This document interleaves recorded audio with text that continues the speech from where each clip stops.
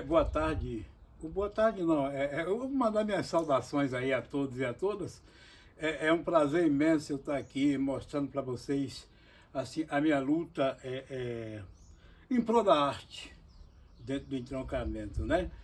E isso tudo teve um início, o porquê de eu estar me envolvido com isso aqui.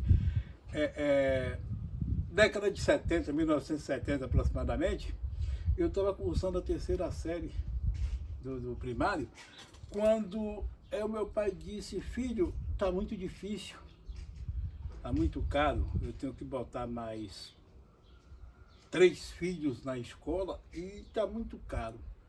Quando tu terminar aí o quarto ano, já está bom, e eu não vou ter condição mais de te manter, não. E era difícil de fato, porque a gente tinha que comprar livros usados, aquela coisa toda. Mas eu queria estudar. Eu queria estudar porque é uma coisa que nasceu dentro de mim, foi uma vontade de acompanhar aquelas pessoas mais abastadas da comunidade, né? Como eu não tinha condição financeira, meu pai também não tinha condição financeira, ele, uma quitanda que ele mantinha muito filho, eu então falei assim: poxa, o que eu vou fazer para continuar estudando? Mas desde já eu já tinha assim aquela coisa que eu fazia, aqueles brinquedos para as crianças, para quem tinha brincar de boneca, eu fazia fogão, fazia guarda-roupa, fazia essas coisas tudo. Então, com isso, eu ganhava um dinheirinho. Daí eu inventei fazer os carrinhos de lata. O carrinho de lata aí foi a minha salvação, porque hoje vocês compram um carrinho mecânico aí numa loja e o filho fica numa satisfação absurda. Hoje tem um carrinho eletrônico até. Mas antigamente não, meu companheiro. A gente brincava fazendo boneco de maracujá do mato, de uma série de coisas. Então daí eu comecei a fazer os carrinhos e comecei também a vender e ganhar dinheiro. Então eu te falei: pai, está tudo bem, tá ótimo, eu continuo estudando, então eu vou me virar. E aí, rapaz, eu continuei fazendo coisas, fazendo esse tipo de coisa, que eu acho que é arte. Eu acho que é arte, porque a gente aproveitava o que a natureza rejeitava, no caso, lata, pedaço de madeira, essas coisas tudo, e a gente fazia aquilo. Então, aquilo era arte. Era arte, um reaproveitamento dos dejetos naturais. Aí o que aconteceu? Quando eu concluí a terceira série, eu tive alguns problemas com a escola, e aí eu tive que fazer mais dinheiro. Daí meu pai mandou eu comprar aquelas coisas, mandou eu buscar que o ferreiro estava fazendo lá, que ele chamava candeeiro. Moço, e o ferreiro, quando eu fui buscar, ele não tinha quantidade de candeeiro completo, não. Faltavam uns 4. Ele disse: você espera? Eu digo: espero. Mas enquanto ele estava fazendo, eu estava olhando ele de cá, ele fazendo, e eu olhando ele por trás. Daí eu aprendi a fazer o candeeiro. Quando eu cheguei em casa com o meu pai, eu digo: pai, eu sei, agora eu aprendi a fazer. Aprendeu o quê, meu? Eu aprendi a fazer, moço do céu. Foi a minha salvação, que eu consegui ganhar muito dinheiro. Ganhei muito dinheiro. E aí a arte começou, eu comecei a fazer sem saber o que era que eu estava fazendo. Mas fazia. Fazia, vendia, ganhava dinheiro. Aí quando chegou o ginásio em 1975, aqui, que chamava ginásio, primeiro ano ginasial, eu fui aprovado na admissão e fui fazer o primeiro ano ginasial. E lá tinha uma disciplina que era interessante, chamava Educação para o Lar. E uma outra que chamava Artesanato. Então você tinha 6 meses de educação para o lar e 6 meses de artesanato. Então, nesses 6 meses de educação para o lar, foi onde a gente aprendia que a cozinha não era coisa somente de mulher. A gente fazia feijoada, a gente fazia salada de fruta, a gente aprendia a fazer tudo na educação para o lar. Quando chegava os 6 meses do artesanato, aí agora onde eu me soltava, eu me desenvolvia. Era onde eu fazia coisas e coisas e coisas, e os professores ficavam invocados com aquilo tudo que eu fazia, principalmente na pintura. E aí teve um dia que a professora Nilzete Natália me inscreveu num concurso nacional de reaproveitamento de material descartável para poder fazer algo útil. E eu entrei no concurso e fiz. Fiz um jipe todo de lata, todo no capricho, pintei todo bonito. Mandei, mas eu fiz assim por fazer, porque eu gostava de fazer as coisas quando as pessoas pediam. Daí eu fiz esse Jeep e eu ganhei esse concurso. Ganhei. Para mim foi um orgulho extraordinário. Eu digo, rapaz, não é possível isso. Ganhei um prêmio lá, não lembro nem o que foi mais. E passou. E aí eu fiquei nessa, né, de fazendo coisas. Aí fui contratado pela diretora da escola para poder fazer os cartazes de aula de ciência e de geografia, biologia. Por quê? Porque naquela época não existia isso. Então ela me dava as fotos e eu reproduzia essas fotos em tamanho bem maior, de modo que os alunos podiam estudar através daquilo ali. Globo terrestre até eu já fiz. Mão de obra, mas já fiz e deu certo. Daí ela acabou me contratando como funcionário da escola, através da prefeitura. E aí eu fiquei preso aquilo ali, fazendo. Quando foi um dia, ela me contratou pelo Estado. O Estado me contratou para que eu pudesse dar continuidade a esse tipo de trabalho, de manutenção da escola. Aí, a partir daí, eu comecei a me achar o tal. Poxa, veio o curso de magistério do Colégio Nossa Senhora Auxiliadora, e aí uma disciplina, que eu não lembro o nome dela, obrigava o aluno a ter que ornamentar a sala. Inclusive, eu acho que a mãe de Karen foi uma das pessoas que eu fiz um painel chamado Fundo de Sala, que era para poder ornamentar, para que as pessoas pudessem ganhar os pontos necessários ali como professor. E aí, moço, eu comecei a fazer isso para muitas localidades, para o Entroncamento, para Jaguaquara, fazia muito aqui. Montava 12, 15 cartolinas assim, fazia aquele painel e já encaminhava, até eu ter que montar no lugar. Pintar na parede também, pintava tudo isso na parede. Pronto. Daí, o meu interesse pela madeira. Bom, meus primos, o Guilherme principalmente, eles trabalhavam na serraria de Maroto. E eu tinha uma paixão muito grande, eu ia para lá, ficava um tempão olhando eles produzirem aquilo. E eu via meu primo fazer cada figa, cada coisa mais linda do mundo. Fazia, entalhava aqui, já sair uma figa pronta ali. Eu ficava invocado com aquilo. Até hoje meu primo faz, e faz muito bem.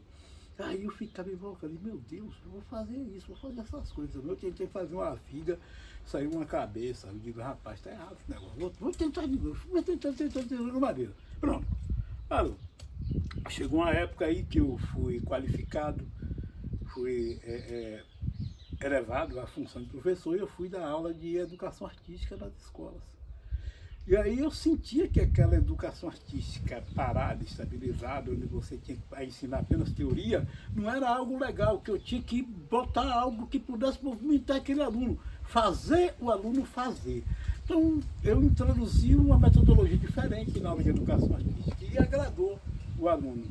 Agradou tanto que a gente começava um trabalho aqui, levava 8, não importava quanto tempo, o importante era fazer com que o aluno entendesse que ele tinha condição de fazer aquilo, desenvolver aquilo. Então, na proporção que eu ensinava, eu aprendia. A cada aluno que eu visitava na carteira, eu ia aprendendo uma coisa diferente. Era um gesto dele que eu tinha que corrigir e eu tinha que corrigir o meu também. Aí eu fui aprendendo.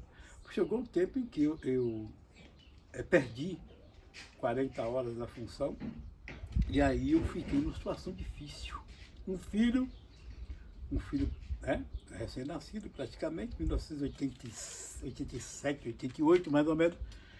Aí eu fiquei numa situação complicada. Eu disse, meu Deus, o que é que eu vou fazer? O meu compadre, Carlos Roberto, tinha uma oficina onde ele fazia armário, guarda-roupa, essas coisas. Aí eu fui falando mais ele. Foi onde eu aprendi a fazer, a entalhar. E fui fazendo. Aí, nessa época, o entalhe manteve a minha vida praticamente. É tanto que esse quadro aqui, foi o primeiro quadro que eu fiz. Não. Esse foi o segundo. O primeiro quadro que eu fiz foi um Charlie Chaplin. Um cachorrinho do lado, lá coisa e tal. Aí a partir daí eu fiz mais 12 Charlie Chaplin e vendi todos. Aí fiz esse aqui. Aí esse eu disse, eu não vou vender. isso em 89, 88, 89, eu não vou me ler. Foi quando eu fiz esse quadro aqui. E até hoje ele me acompanha. Eu fiz muitos entalhes, muitos, alto relevo, assim com profundidade de 10 centímetros, 8 centímetros, sabe? Entalhes que eu levava 30 dias para poder concluir.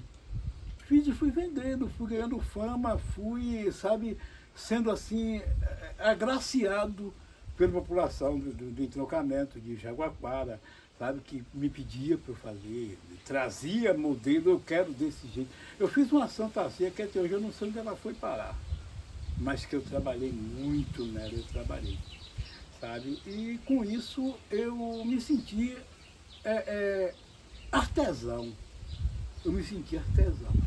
E comecei então a fazer esse artesanato diferente. Comecei a fazer esse trabalho diferente, que não era aquele da figa, que não era aquele dos copinhos, que não era aquele do pilão, mas que era um artesanato que trazia uma inovação aqui no entroncamento.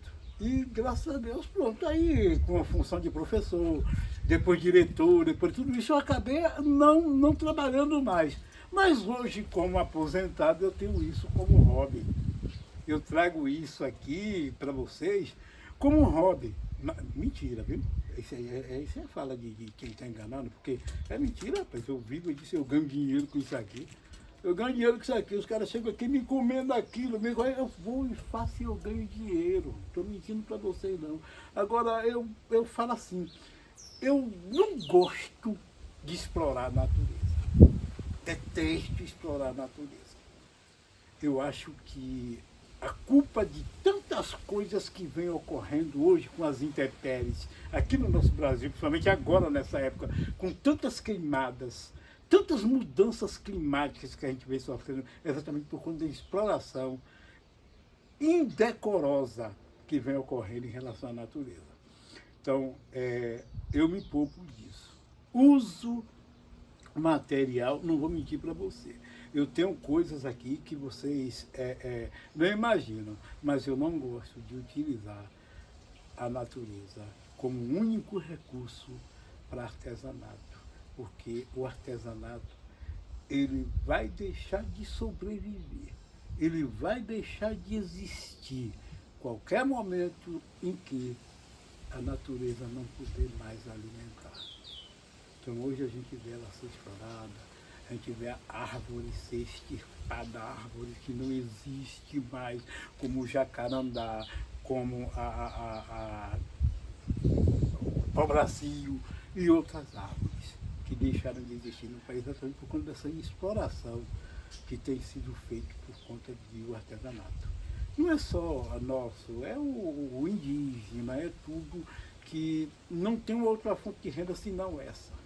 Então, se essas árvores deixarem de existir, alguns tipos de artesanatos também não existirão mais. É preciso preservar. Quer ser artesão, preserve a natureza, senão tu não serás mais. Respeitando a natureza, eu quero mostrar para vocês aqui um exemplo. Eu tenho aqui um baú que é um arquivo do distrito do entroncamento. Aqui dentro eu tenho tudo que conta a história do entroncamento, desde a Constituição de 88, onde a gente foi elevado à condição de distrito pronto para ter um plebiscito para emancipar. Então, aqui eu tenho feito com cabo de vassoura, certo? Então, isso é a prova de que eu aproveito os elementos da natureza, os degestos da natureza, para poder fazer algo proveitoso para a gente. E, além do mais, eu tenho aqui mais algumas coisas, aqui como abajus, tudo feito com pinos. Eu tenho ali porta-tempero. Eu tenho aqui um faqueiro. Eu tenho aqui algo interessante que talvez vocês nunca tenham visto. Eu gostaria de mostrar isso aqui para o caminhoneiro. O caminhoneiro passa uma dificuldade extraordinária na BR para poder se alimentar. Daí eu criei esta cozinha aqui. Aqui você abre esta cozinha. Aqui dentro você tem um fogão. Você tem um fogão. Você tem aqui um porta-panela Você tem aqui outro recipiente que você pode botar, aquele que está tomando a cervejinha, qualquer coisa aqui, um porta-copo. E aqui tem um fogão aqui dentro, sabe? Compactado, legal, de modo que você não tem trabalho nenhum. Isso tudo é uma criação nossa aqui. Já vendi alguns por aí, viu? Aqui eu tenho o porta-ovos no formato de galinha. Eu tenho aqui petisqueira em dois formatos diferentes, em espiral, assim. Eu tenho este suporte para celular que facilita você na hora de fotografar, fazer aquela fotografia para documento, para qualquer uma outra coisa. Tenho aqui essa mesinha que eu acho ela especial, ela é interessante, que é uma questão de física. Eu tenho aqui esse barzinho no formato de violão, que é legal, com apenas um recipiente. Tenho este barzinho também puxado, que é uma decoração para a mesa, que é legal. Esse é do mesmo desse aqui, e esse aqui que é o meu especial. Esse aqui, tudo feito em pinos. Você pode observar o material, que eu não tenho aqui nenhum abuso da natureza. E esses aqui que são os botecos. Esses botecos aqui a gente põe o nome da pessoa. Aqui eu tenho Badu. Aí você vai botar aqui do Joquinha, do Beninha. A gente põe aqui o nome das pessoas. Aqui é o boteco, também na mesma condição, feito em pinos, tudo ok, tudo normal. A gente também faz o que você encomendar. Se você tem aquele material, você quer um tipo de coisa para sua casa, a gente também faz. A gente vai estudar e fazer para você, sem dificuldade.